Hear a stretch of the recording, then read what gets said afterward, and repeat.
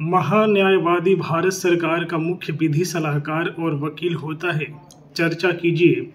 सामान्य अध्ययन, मुख्य परीक्षा, पेपर 2, शासन व्यवस्था, संविधान, शासन प्रणाली, सामाजिक न्याय तथा अंतर्राष्ट्रीय संबंध सॉल्व्ड पेपर है 2019 का। व्याख्या लिखना है कि भारतीय संविधान के अनुच्छेद 76। देखिए, कोई भी प्रश्न है, इसका जब भी आप उत्तर लिखना चाहे पहले प्रश्न को पढ़ना चाहिए कि प्रश्न जो है कह क्या रहा है।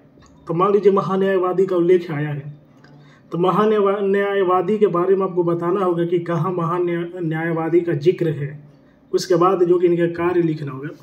उत्तर देखने के बाद इस तरह लिखने की कोशिश करें कि भारत संविधान के अनुच्छेद 76 भारत के महान्यायवादी के पद की व्यवस्था की गई है। भारत के महान्यायवादी देश का सर्वोच्च कानून अधिकारी होता है।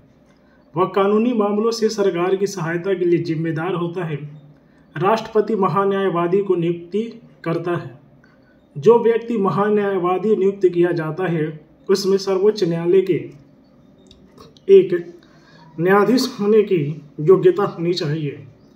वह भारत का नागरिक होना चाहिए और उसे 10 साल के लिए उच्च न्यायालय में वकील रूप में कार्य करने का अनुभव होना चाहिए। संविधान में महान्यायवादी के कार्यकाल को निश्चित नहीं किया गया।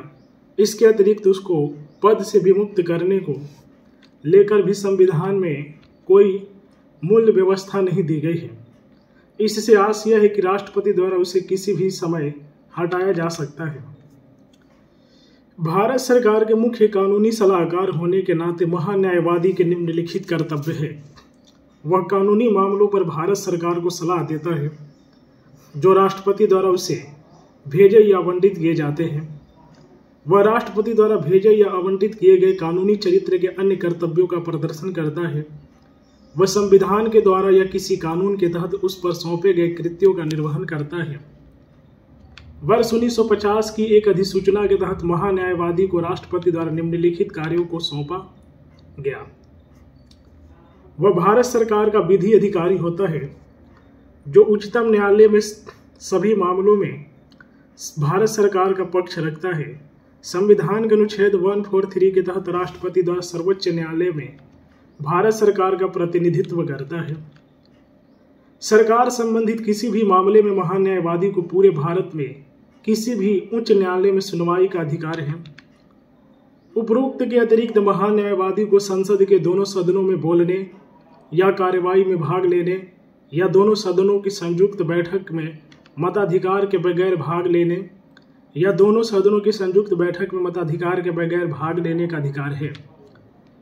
वह उन सभी भत्ते एवं विशेषाधिकारों का लाभ उठाता है जो एक संसद सदस्य के लिए उपलब्ध होती है।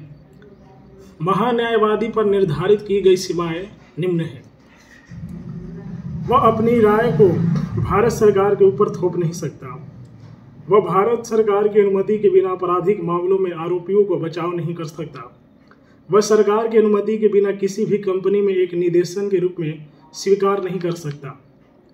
यह ध्यान देने वाली बात है कि महान्यायवादी को निजी कानूनी अभ्यास से वंचित नहीं किया जाता है। वह सरकारी कर्मचारी नहीं होता क्योंकि उसे निश्चित वेतन का भुगतान नहीं किया जाता है और उसका पारिश्रमिक राष्ट्रपति निर्धारित करता है। यदि आप इंटरेस्टेड है कि यूपीएससी किस तरह का प्रश्न पूछता है, मतलब सॉल्व्ड पेपर देखना चाहते हैं, क्योंकि मैं सिर्फ और सिर्फ सॉल्व्ड पेपर पढ़ता हूं और पढ़ाता हूं। यदि देखना चाहेंगे, सुनाना चाहेंगे तो मेरे चैनल को सब्सक्राइब कर सकते हैं। यदि आपकी इच्छा हुई तो लाइक भी कर सकते हैं। यदि आपकी इच्छा है तो शेयर भी कर सकते हैं। किसी चीज़ में मैं दबाव नहीं बनाऊंगा। तो मिलते हैं नए प्रश्न के साथ। तब तक के लिए हर हर महादेव।